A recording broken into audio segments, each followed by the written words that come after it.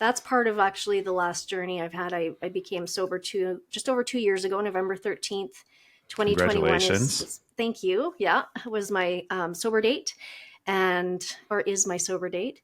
And it's a lot harder than I thought it would be. I don't want to drink or anything. It's just that, oh boy, now I have to deal with my emotions. And so that's where the art came up again with me, right? When I first got sober, that was a really good outlet for me. But this year, it's like the second year, oh shit, this is real. Like I'm actually not drinking anymore. Oh, wow. And all the feelings come up and all the things. And I'm empty nesting now because my kids are growing up, and it's just been one of those years. And so, yeah, like you said, and with my job, I'm super, super busy. I have a full-time job. I'm doing the podcast as well. I love doing it. So I guess my creativity has come out in the podcast, and Comes out I in different ways. Yeah. So it comes out in different ways. Somehow I have to express myself. So, which is partly why I started the podcast, because my voice, when I get stressed or depressed, or I'm rhyming now, my throat like blocks, and I feel like I have a lump in my mine throat. does that too. I have it right now. I feel like I sound very raspy. Right. And it's like a ball of stress sitting like right here. Sitting right here. You need to tap it. Is that what works? Yeah, just concentrate on it, tap it. So I'll do this together. Yeah.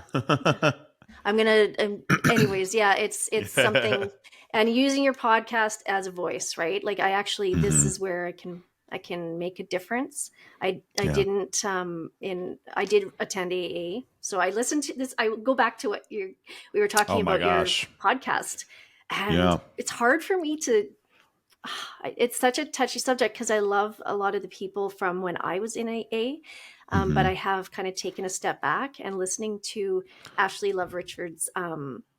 Who also participated in AA. If you haven't listened to that episode, it's that 2 weeks ago now, a couple weeks ago. I don't know when this is coming out in the next 2 weeks. So it could be, it's a recent episode, last 4 episodes. But in that she shared her sobriety journey and all the ups and downs that she had on it. And her experience in AA was actually something that ended up negatively impacting her sobriety journey, which is interesting because that's not what you expect. But do you mind me asking you, what was your moment where you were making that decision to go sober? Well, so I started my drinking career kind of after. I'm sorry, I've never heard it called that before. That's funny.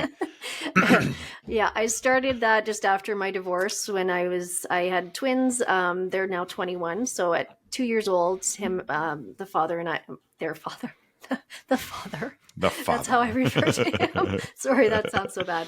Their dad and I separated, and it was a seriously stressful time for me. And it was just a slow progression. So I think probably COVID really exacerbated that. I mean, you could order alcohol I guess that was 2 online. years ago. I know. It came. Well, we've been able to do that in Chicago for a while, but all we do here is drink. So it's like we drink with everything in Chicago: grocery stores, movies. Yeah, but we don't have alcohol in our grocery stores like you guys do down there. Well, it's not everywhere. It's like certain places. Yeah, it's like a state by state. There's actually states in this country where you can't even buy like hard liquor in a grocery store. I was just in Florida with some of my buddies we went down there to watch WWE, which we just go every year. And we went to the store and all you could get was like beer and wine, and they had a separate liquor store next door where you could go get liquor. So it is state by state. And then you think about here, I can literally go to the Whole Foods and get a mimosa while I grocery shop. Right. Yeah. It's kind of crazy. Here, I mean, I say that we can't, but there's literally a liquor store on every corner in every strip mall. It's very accessible, and it's a tough thing to drop. So so what happened? It wasn't even that dramatic. Then I went to a friend's house. There was about 4 or 5 girls. We were going to watch my friend's brother is on Hallmark movies. So we were going to watch a Mm. Christmas Hallmark movie, have a few drinks, and have fun. And I brought, of course, I was prepared. I bought 4 bottles of red wine because that was my drink. And I brought 2 of them in. And I realized as people came in, like one girl brought a cooler, another one brought a half a bottle of wine. The other one's like, I don't drink.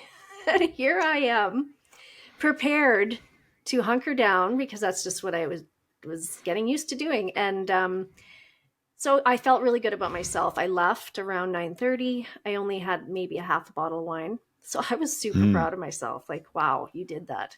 I go home Wow. and I proceeded to drink the rest of the bottles. Yeah. And so yeah, All four? Did you drink all four? yeah, yeah, Oh, I wow. stayed late. That's a, I built up a huge tolerance, and it would be in a short amount of time, and that's what happens is you can't. It's almost like you can't. I just didn't know where the stop button was, and it's right. embarrassing to admit it, but it's just it's I've just But come to it's so realize it's who I relatable. am. There's so many people that have that, or Mm-hmm. excuse me, there's so many people right now that are going to listen to this and be like, oh my God, I don't know the pause button. So it's something you shouldn't be embarrassed about. It's something that's part of you and shaped who you are. Mm-hmm. Yeah, yeah, you're right, and thank you for that. And I need to remind myself of that, and that's where the ego part comes in and all that stuff. But I, yeah, I just woke up that morning, and I was supposed to do my mom's hair that morning at 11, Mhm. but I woke up and I had this because every morning at this point I'm waking up with this feeling of doom, like this impending Mhm. doom, and I just can't get rid of that heaviness in my chest, the guilt. It comes with guilt. It comes with shame because I haven't dealt with anything because I'm masking it with Yeah. alcohol. And, anyways, I wake up and I phoned my mom and I said, Mom, like I got on my phone and I just looked up where the closest AA meeting was. And it happened to be on a Saturday morning. And it was a great group of people, very Mm. supportive. And I was So lucky to you went walk that into that room. day. I went that You day. went. Yeah. Wow. Yeah. So So, you you had just woken up and didn't want to live like that anymore. exactly. You know, I was a functioning alcoholic, I guess you could say.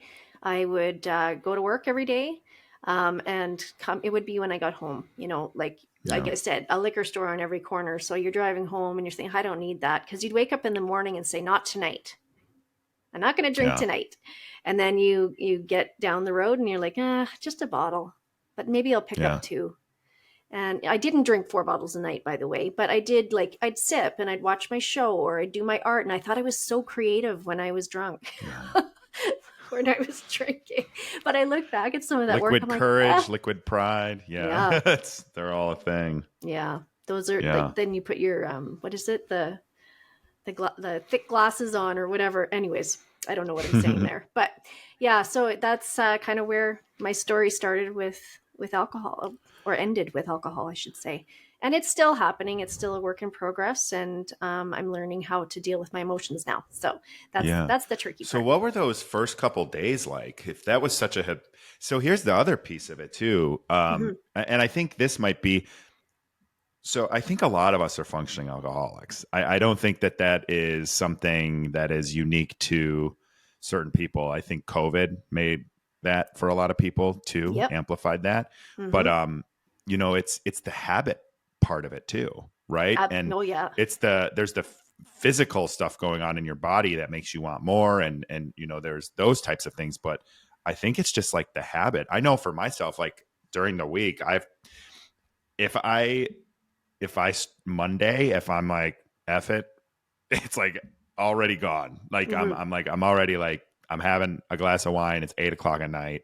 It is what it is. And then it's usually when I can like stack a couple days together where I'm Right. like, okay, here's some momentum. I can do this week. And it's more just like taking the edge off.